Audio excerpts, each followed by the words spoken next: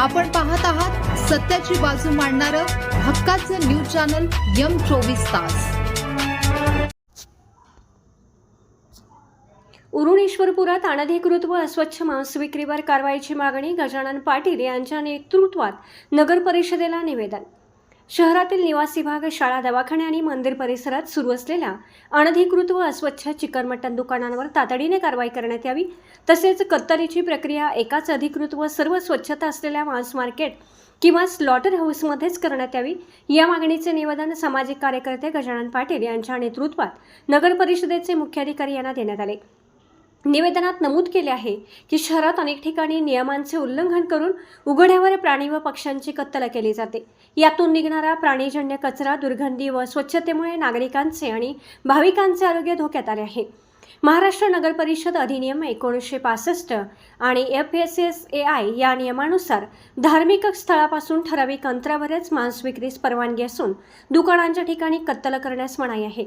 नागरिकांच्या खाद्य स्वातंत्र्याला विरोध नसून अनियंत्रित व अस्वच्छ पद्धतीला आक्षेप असल्याचे गजानन पाटील यांनी स्पष्ट केले। सर्व परवानाधारक विक्रेत्यांसाठी स्वतंत्र मांस मार्केट उभारून 30 दिवसात ठोस कारवाई न झाल्यास कायदेशीर मार्गाने सामूहिक आंदोलन करण्याचा इशारा देण्यात आला आहे। यावेळी दिग्विजय उरुणे, राजमाने, राजेंद्र पाटील, जितेंद्र ढप्पू, विकास पाटील, आकाश पाटील, अभिजित गुरव आणि गोरख फल्ले हे सामाजिक कार्यकर्ते उपस्थित होते। निवेदनाच्या प्रती जिल्हाधिकारी सांगली आणि संबंधित प्रशासकीय अधिकाऱ्यांना पाठवण्यात आल्या आहेत। उरुणेश्वरपूर शहरातील हे जुने मटन मार्केट गेली 35-30 वर्षापासूनचे हे मटन मार्केट आहे। शहरात एकच मटन मार्केट आहे आणि ह्या मटन मार्केटमध्ये इथे असणारे जे काही व्यावसायिक होते हे व्यावसायिक आता इथे थांबणं झालेत, कारण या असणाऱ्या इमारतीची पडझड होऊन या ठिकाणी दुरावस्था या इमारतीची मटन मार्केटची झालेली आहे।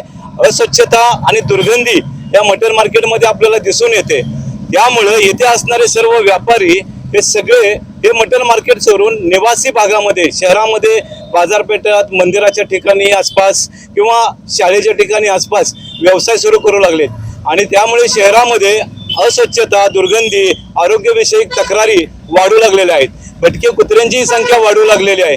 आज शहरामध्ये जर स्वच्छता किंवा आरोग्यविषयाचं बघितलं तर मटनचे शॉपी किंवा जे मटन तिथं विकलं जातं ते बघितला परिसर तर तो निवासी परिसर आपल्याला दिसून येतोय आणि त्या परिसरामध्ये असंख्य असणाऱ्या दुर्गंधीमुळं, तिथं असणाऱ्या दुर्गंधीमुळं किंवा तिथं असणाऱ्या आरोग्यविषयक तक्रारीमुळं आज प्रशासनामध्ये अस्वच्छता दिसून येते।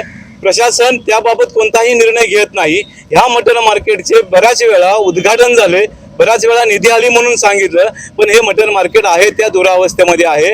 आम्हाला या मटन मार्केट जे आहे गावातील, शहरातील, हे नगरपालिका प्रशासन, महाराष्ट्र शासनाच्या नियमानुसार किंवा अन्न प्रशासन विभागाच्या नियमानुसार हे मटन मार्केट त्वरित उभा राहावं यासाठी आम्ही आज शहराच्या वतीनं निवेदन दिलेलं आहे आणि शहरातील असणारे जे काही व्यवसाय सुरू केलेले आहेत, मटन मार्केट असेल, बॉयलर चिकन जे शॉपी असतील, दुकानं असतील, ते बंद करून किंवा प्रायव्हेट जर त्यांना पाहिजे असेल तर ते नियमानुसार, मुख्याधिकारी यांच्याकडून नियमानुसार त्याची व्यवसाय करण्यासाठी जे काही प्रमाणपत्र, परवानगी आहेत ते घेऊन ते व्यवसाय त्या ठिकाणी सुरू करावा।